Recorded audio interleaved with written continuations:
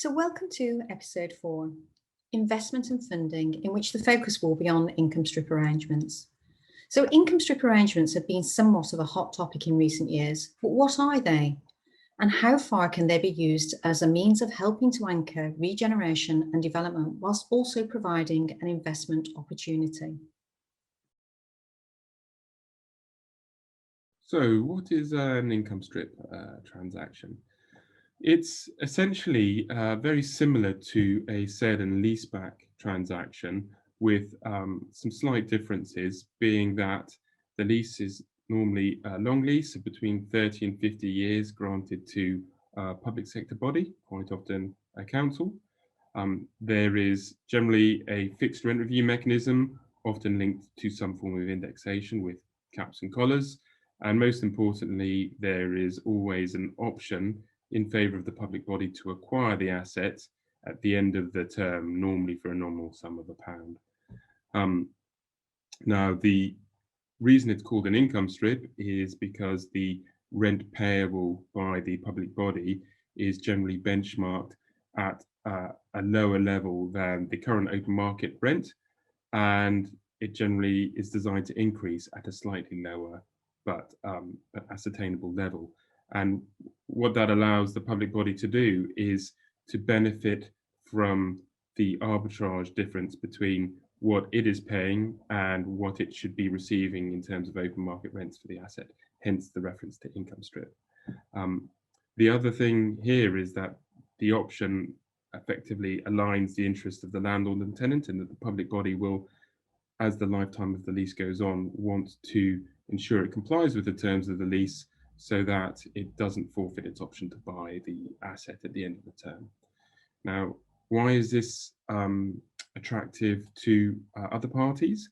Well, pension funds and other institutional investors really like this sort of asset because A, it's amortizing in nature, in that the value reduces to zero over the lifetime of the lease as far as they're concerned. And B, as I've mentioned, their interest is seen to align with the public body over the term of the transaction.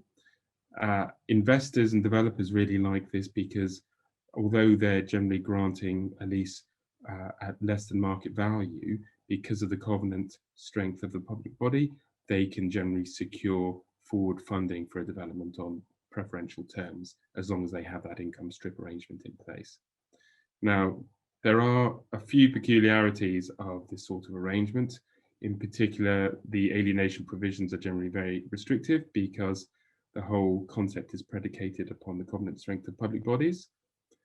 As you can imagine, early breakage, if agreed, is generally very expensive, and the public body will be responsible for damage by insured risks, and rents won't stop regardless. So there are certain issues that public bodies do need to take into account here, but it can definitely be used as a method for allowing public bodies to assist with development and regeneration going forward. So looking at the benefits and burdens of the income strip arrangement, and that's from the authority's perspective. So starting with the benefits. So through the income strip arrangement, the authority can retain ownership of the asset, so not having to sell the family silver. The rent that the authority then pays the investor, and which is index linked, is likely to be less than the market rent, enabling the authority to sublet the asset to a third party, with the authority generating a profit.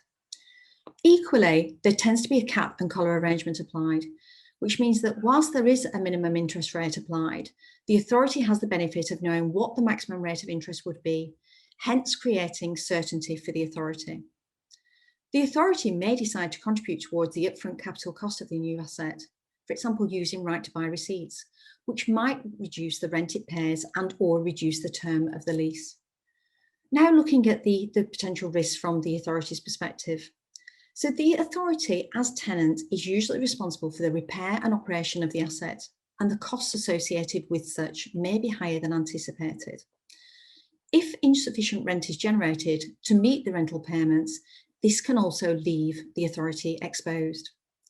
Equally, on the basis that the the lease payments by the authority to the investor tend to be linked to inflation, potential issues may result if the authority is not able to pass on these additional costs to any subleasees. Looking then at the general operating and insurance risks, an income strip lease is generally based on a hell or high water basis, and there tends to be no break option or damage or destruction. It's very illiquid in that income strip arrangements are generally non-assignable, or at least only assignable in limited situations. The arrangements can be expensive to extract early from through agreed spends mechanisms, hence being referred to as son of LOBOs, lender option, borrower option loans. For this reason, it's important to minimise inflation risk, potentially by incorporating review caps. The arrangements carry sectoral risk, and so care should be taken of which sectors this is used in, with flexibility in the income strip arrangements to allow appropriate changes of use. At the heart of the income strip concept is that a local authority will use its good covenant to provide a form of guarantee. That is, committing to pay a low rent as a tenant, whilst at the same time generating a higher but less secure income from subtenants, thereby making a profit. This gives rise to practical concerns around risk and whether the risk is reasonable in the circumstances. Further concerns can potentially focus around subsidy control. Does the effective guarantee disproportionately favour one or more economic actors in the market? There's also the possibility of procurement issues arising, where arguably the arrangement as a whole delivers some form of public works. Again, something to consider at the outset and identify how such risk can be mitigated.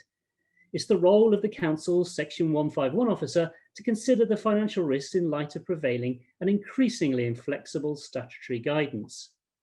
Although, in our experience, where there's a good local economic development or regeneration case, this is not an insurmountable hurdle.